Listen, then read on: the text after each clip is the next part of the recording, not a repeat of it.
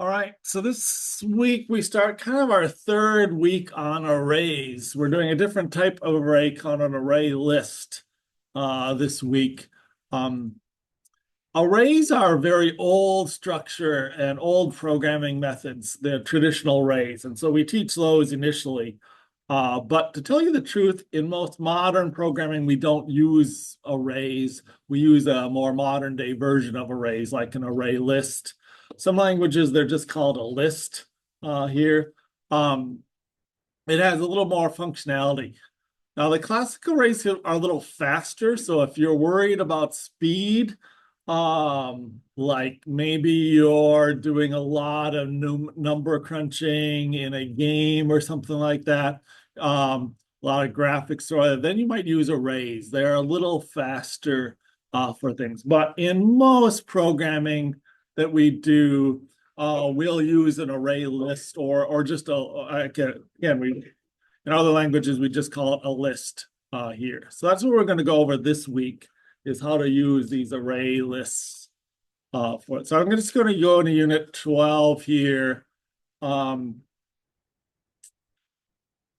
again, similar stuff. We'll do the learning material today. On Wednesday, we'll do the learning exercise. I have it hidden from you because I need to update it for this unit.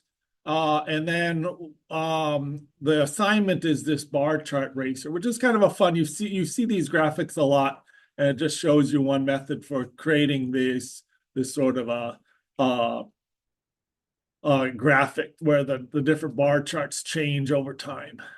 So let's just go into learning material and kind of look at that here.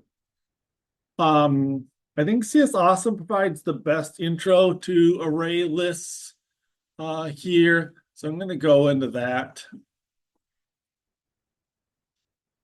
Talks a little bit about this. And again, with array lists, it's something called a mutable object, meaning we can change it. We can make it bigger or smaller, add or remove items from it. Unlike an array, where it tends to be a fixed size for things. Talks a little bit about package imports. We're going to have to import java.util.ArrayList. Now we will see, like later on today, we'll get to a program where we'll import three different Java utils. We'll import java.util.ArrayList, java.util.random, java.util.collection. You start importing more of these Java util things. And so sometimes people just take a shortcut and put a star, a wildcard there to import all of the Java util packages. So we'll look at that too. But generally, we'll just do it this way. So let's declare an array list. I'm just going to copy this into a project over here. And try to run this code. So again, when I paste it in here right away, it's going to give me an error because I don't have my include. So I'm just going to say import Java. So I'll add my import up at the top here, Java util array list here. And here's my shopping list for this. So a little different structure. We use what I call parameter types or type things here. So we say array list, and then we have this greater than, less than template, and then we put the type inside. So that's an array list of strings here. And then we say the name of the variable. We're going to call it shopping list. And again, like arrays, we have to then create a new, it's what we call instantiate this. So we say equals a new array list of strings. Again, so similar stuff. There's some parentheses here that tend to get lost when you're typing this in. Remember those for this. And again, sometimes we'll put this on two different lines here. We could easily put a semicolon there and say shopping list equals new. Do it on two lines. You'll sometimes see that. Declare the shopping list and then instantiate the shopping list.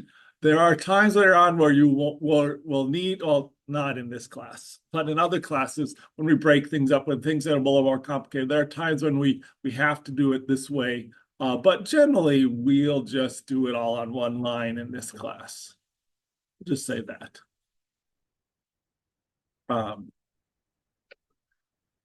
Okay, so that's our shopping list and how we declare it. Let's try to add some elements to that shopping list here. So it originally starts as an empty list here. And if we want to add items to the shopping list, we just say shopping list dot. And there's an add method, dot add, and say what do we want to put? And what we have to add is a string because it's an array list of strings in this course. So what I want to do, I'm gonna get some apples on my shopping list. So I'll add that. And again, if I want to add something else,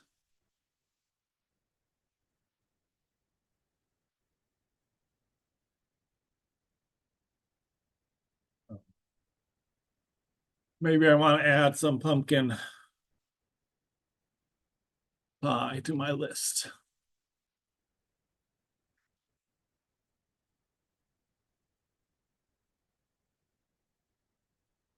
So this is similar to what like we would have done before, maybe where we would have said shopping list sub 0 equals apples.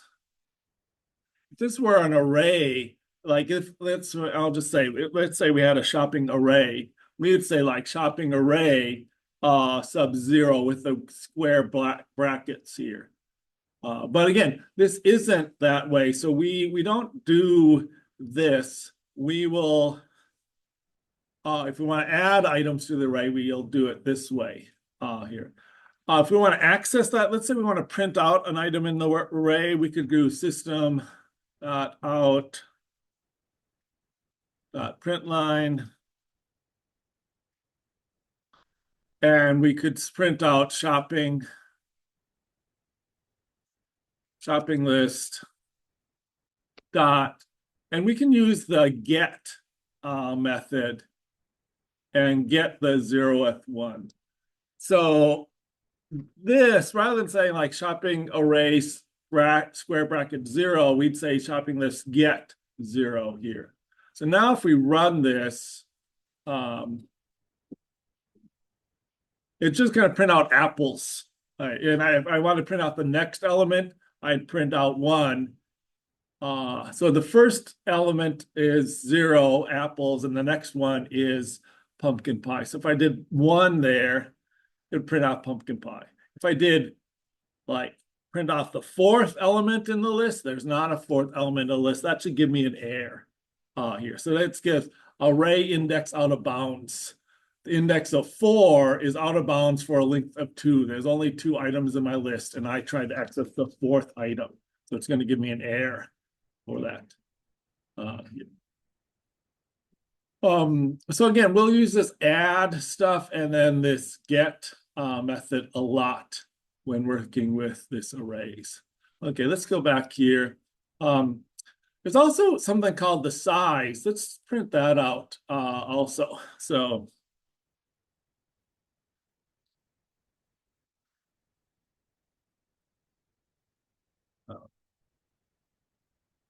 number of items in list is, and I can just print out the shopping list dot size.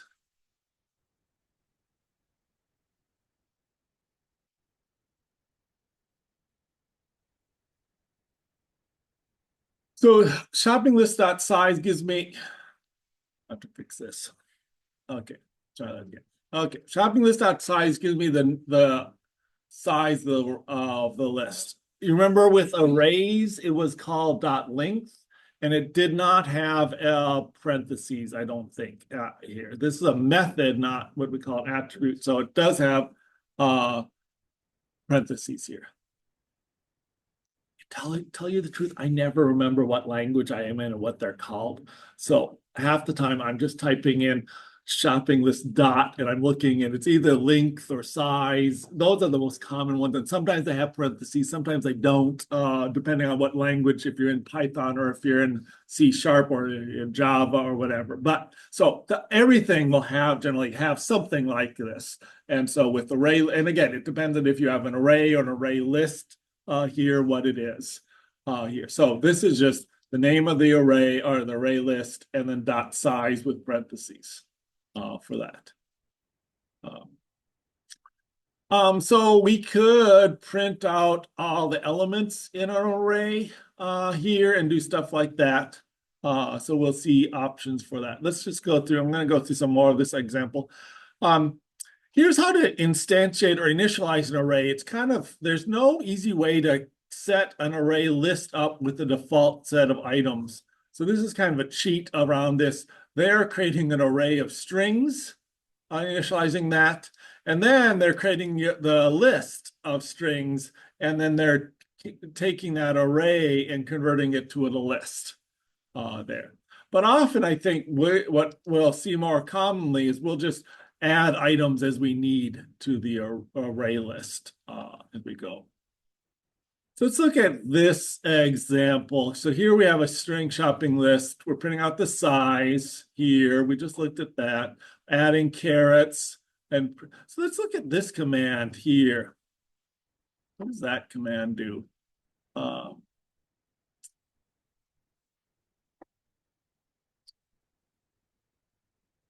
So this actually prints, you can say print a list and it'll print off the entire list. It kind of does it in a square, it looks like an array format. It puts a square bracket, lists out all the items here with commas in between them all in one line. So as we add items, we can just say print the shopping list. Often we'll want to create our own little print methods that are a little different than this, but just to see what's in a list, this is a good way of doing it here.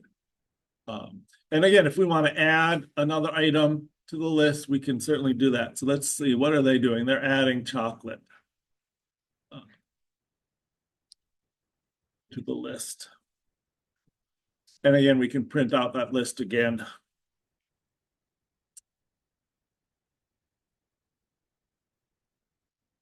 Okay, so now it'll print off the list and we'll add chocolate to the list and then again, print it out longer for this.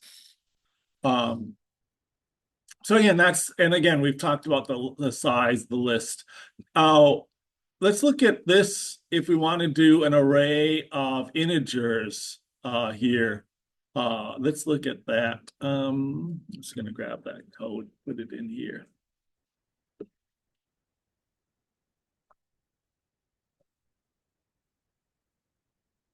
Now, you would think we would do this. An array of ints called quantity in a new array list. That's what we did when we made arrays. We did ints here. But there's a weird thing, and I think I skipped over it here.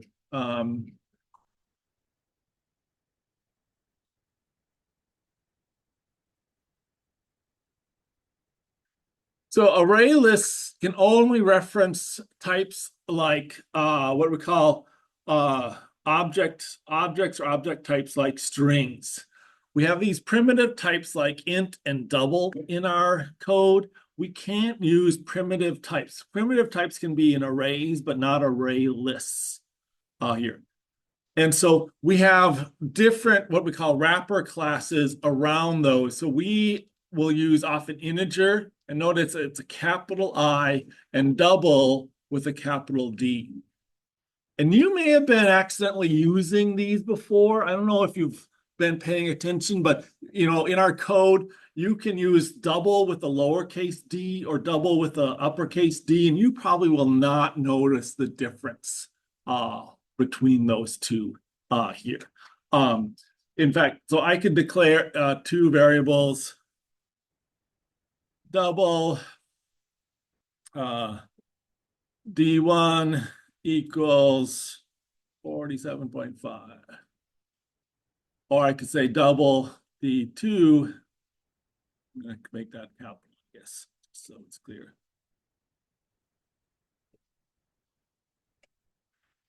So I can declare it either as a lowercase double or an uppercase double. This is a primitive type. This is what we call a wrapper or a class type. With D1, with the basic ones, I can't do a whole lot. If I say D1 dot, it doesn't give me a list of options there because it's just a primitive type. But if I use this more advanced type, I can say D2 dot, and there's a bunch of little methods and stuff I can do for this. It has some neat features, not much that you need right now, but so you may have already typed double or a couple times with the capital D and not noticed it. So going forward, we will tend to use, well, I will tend to use doubles with the capital D and integer with the capital I. In fact, in most of my programming after this course, that's all I use. I never use the primitive types. Just always use capital I, integer, capital D, double, and string. You always been it's been bothering you, I know. Why is string capitalized and int and double weren't? That was just driving you crazy, wasn't that? Yeah, because string is an object type, not a primitive type. Is more. And so again, when we have a string, we can say that string dot and it'll have a bunch of things. So again, you can use now doubles and stuff. You also notice when you're using AI tends to use some, depending on what you've told it so far, will tend to use one or the other here. So I can often tell when AI is generating code by which double it's using or how, although you can easily tell AI which one to use there. So, okay. So again, we in here, this was our, instead of saying int, we will say integer here as the type. And this is an array list of integers, quantities, new array list. And again, we'll say integer here for that. And once we have that quantities, we can add items to it and we can print it out here. So I'll just print out the array of the list here. I will try, I think in this class, to use the term a list a lot when I'm talking about array list. And then when we're talking about a primitive array, I'll try to say array there. Because again, list is kind of a generic term for an array list. So when I say list, you can think array list here. I wonder, do you have access to? Yeah, there is a Java list stuff. Yeah, that's what I thought that in this language too. And so, but when I say list, I don't mean list. I will tend to mean array list. We won't use the generic list object here. We'll always use array lists. Okay.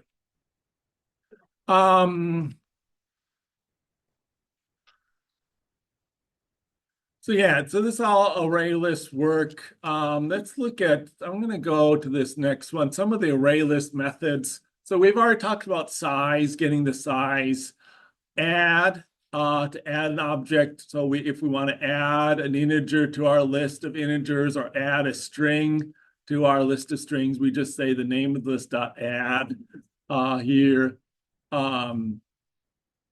You can add it at a certain location. You can say add it at location 1 or some other location at the list. We generally don't use that, but you can use that.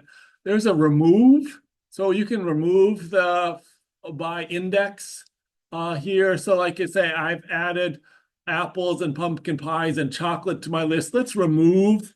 Let's say we get our pumpkin pie. We've already bought that. So we'd say shopping list dot remove. And pumpkin pie should be indexed 1 because 0 is apples, 1 is pumpkin pie. So if I do this now, I'll have apples and pumpkin pie. I'll add chocolate and then remove pumpkin pie. So I end up with apples and chocolate. So that's just remove from the list. You can use get and set. So get, we're doing this to print out an item on the list. Did we use get? I don't think we did a get yet. Let's do a get. Let's print off a list ourselves. Let's say what if we want to print out a list all by itself here? With each item on its own line, maybe. So we'd say, let's say for int count equals 0, count less than the size of my list, shopping list dot size, count plus plus. And I want to print out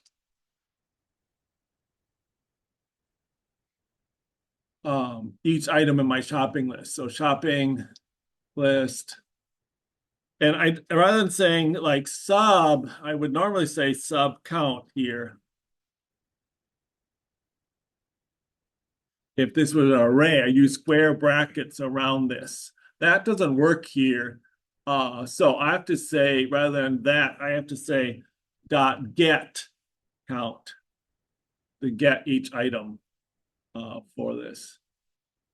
So that would print out each item on my list. So apples and chocolate here. So again, anytime you're trying to reference or get an item in the array, you don't use the square brackets in the index, you use this sort of stuff. And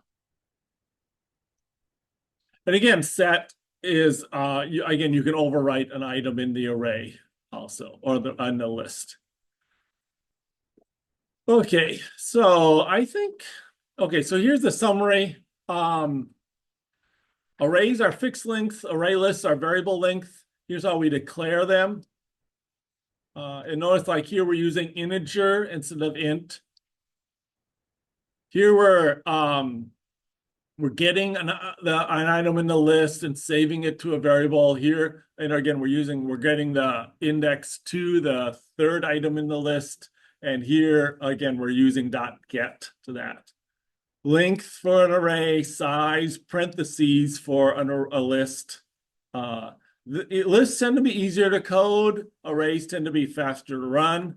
There are no ways to add or remove items in an array easily. I mean, you can by copying the whole array and putting items in the array in the right spot, but it's very expensive. Where here we can just add and remove items from the array. Okay, so what I want you to do is, so go to Unit 12 here, go to the learning material where we're just at, scroll down and open up this worksheet. I want you to try some of this stuff out here. And we'll walk through this. So see if you can create a project, and we're going to do some activities with this array of integers. See if you can start going through these tasks. So again, it's the array list worksheet, the intro to array list worksheet. Just grab that and start seeing if you can code that. I'm just going to make a new project.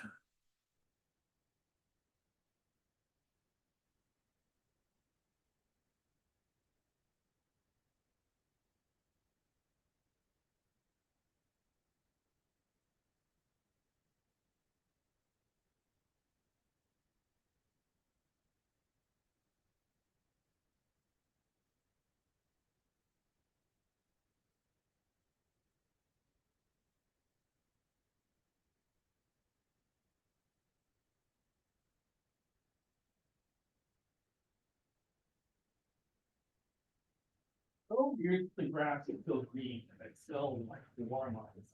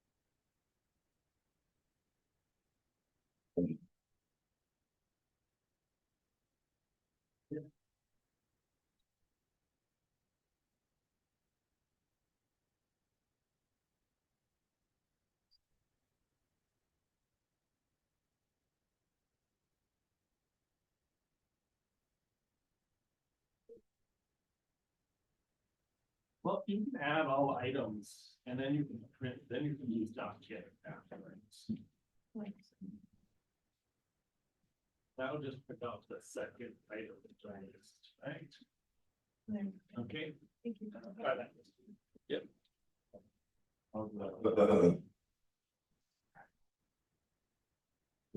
This, I thought.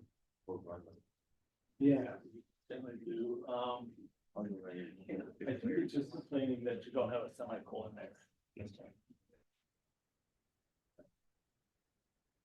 Okay. Oh, I see, so, yes, so. Do I tell you, let's see, what did I show you? So you have to first create a random number generator. And then you can create a random number. So you're trying to, you have to do the random number generator separate.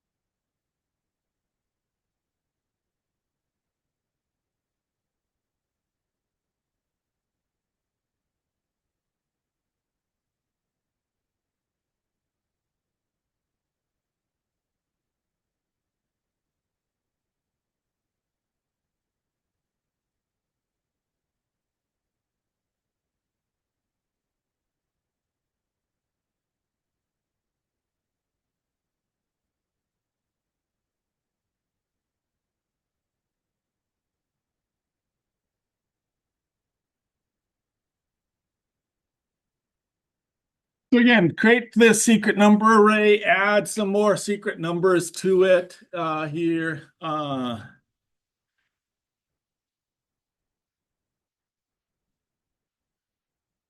we'll add another number to our array list here. And what you should be kind of envisioning is that it just kind of like an array, we have this list of boxes or storage locations here, and they're indexed 0, 1, 2, 3 as the add ones. So when we add 12, we'll add another box to our list. If we add another one, let's add 20, oops, let's add 23 to the list. That'll be at location 2 here. You can kind of visualize this list of items with, with addresses or indexes here, starting at 0. And as you add them, they just get added to the end of the list.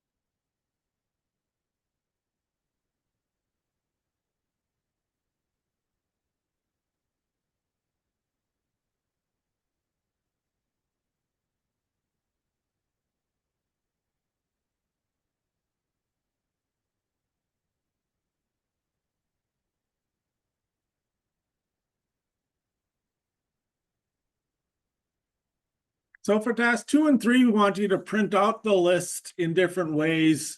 If we're going to do this without a for loop, we would just say, secret number dot get 0 to print out this 84, and then we get 1, get 2, get 3. So we just do these. If we knew we only had 4 items in the list, we could just do that. But again, we might want to add more items. We don't know, we already have 4. So we'll generally do that in a loop there. So we just have this number, this get 1, 2, 3, 4. We set up on a loop that counts from 0 to 4. So we set up a loop counting from 0 to the size of the list there and count by 1. And then we just print off and we use the count each time.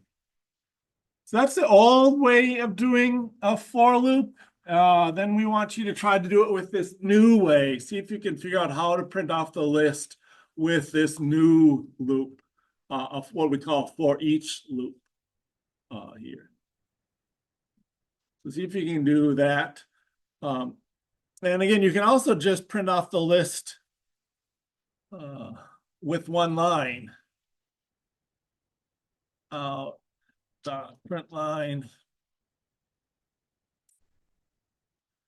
And just say secret numbers.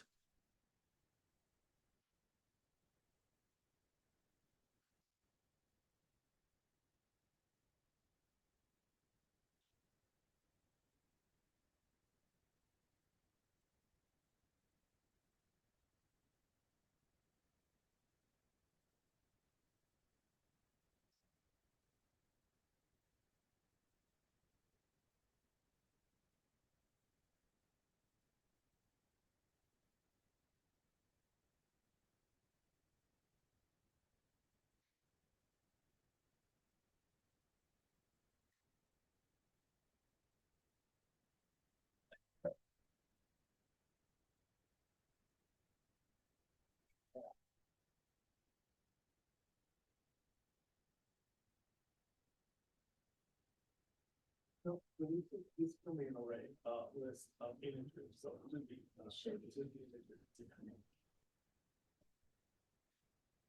and then this should be what your list called. Your list is just called secret numbers. And then maybe you could just call this like number or yeah. And then you would use that.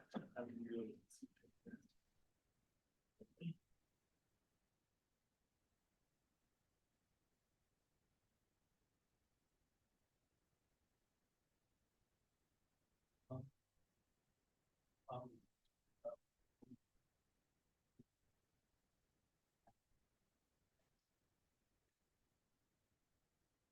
right. Yeah. I usually find that when you have errors, the top one, that is whatever that will cascade error. Have to pick it red. Start.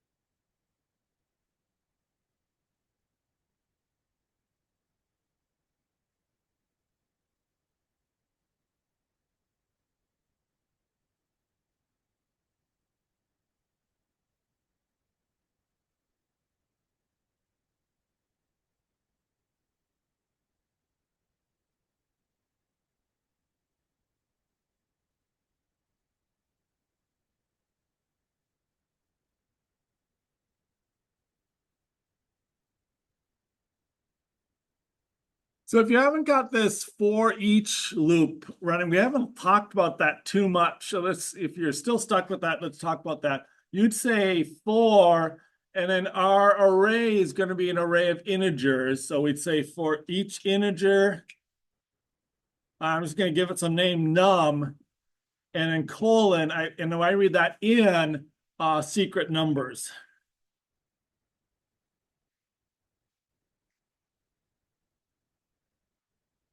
So what this is going to do is it'll set num equal to the first item in secret numbers and do the loop, and it'll set num equal to the second item in secret numbers. So the first time through, num will be 84. The next time it'll be 12, 23, and 42. So num is that here. So now we can just, if we want to print it out, we can just say system.out.println and just print out num there to see that.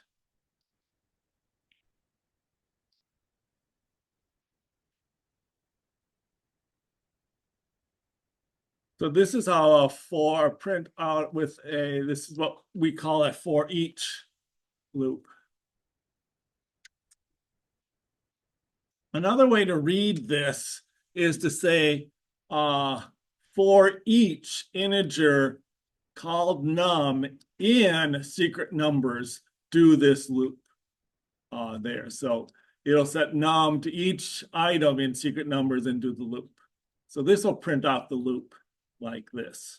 So here's the print off with the list. Here's the print off with a for each. And here's the one line printout here.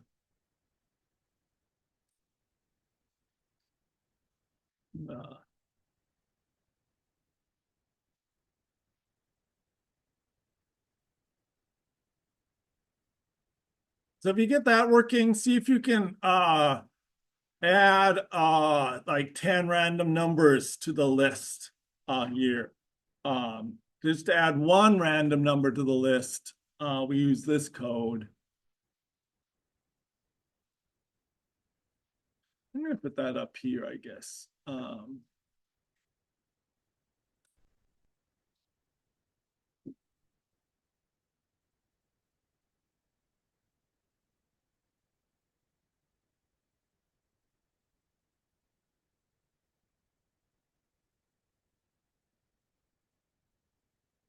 So this will add one random number to the list. We just declare a random number generator. We create a random number from 0 to 100, and we really, or 0 to 99.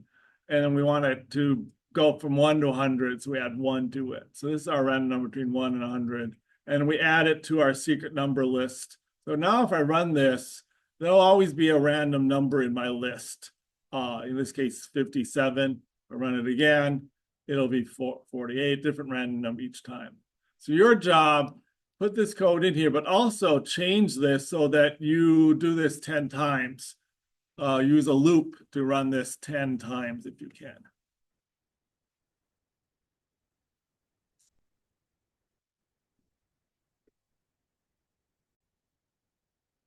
So if you get stuck with some things like this, sometimes you can use AI to look at these examples. AI does a pretty good job at this stuff. So like I asked it to write this random list thing, and it created it here. I'd given it an example and it of the original code, and it put it in a method here.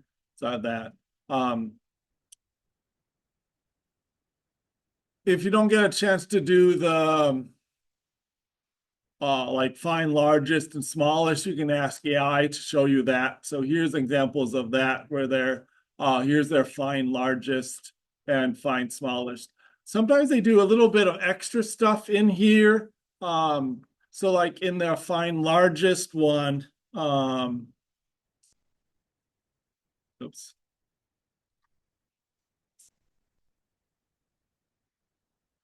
You forget that again.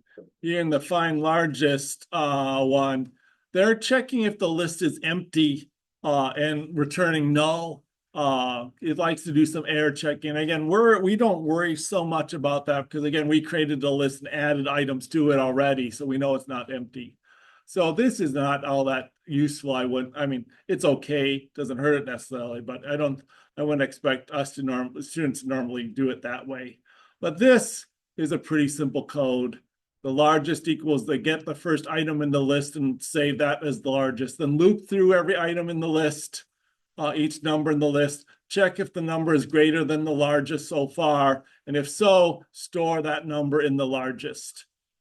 And then when you're done, return the largest. And again, smallest is similar here. Sum is, again, set sum equal to 0, loop through each item in the list and add it to the sum and return that sum.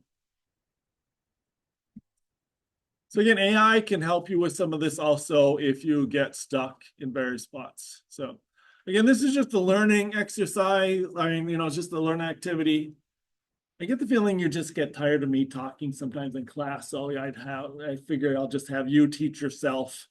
It makes it easier on me if you just learn yourself for that. So that's what this is just designed to do, is have you try this out. So Wednesday, we'll actually do a learning activity and then you'll post that to the discussion area. I'll update that before Wednesday stuff. And then Friday, we'll do the normal review. There'll be some review problems and also the assignment if you want to start working on that.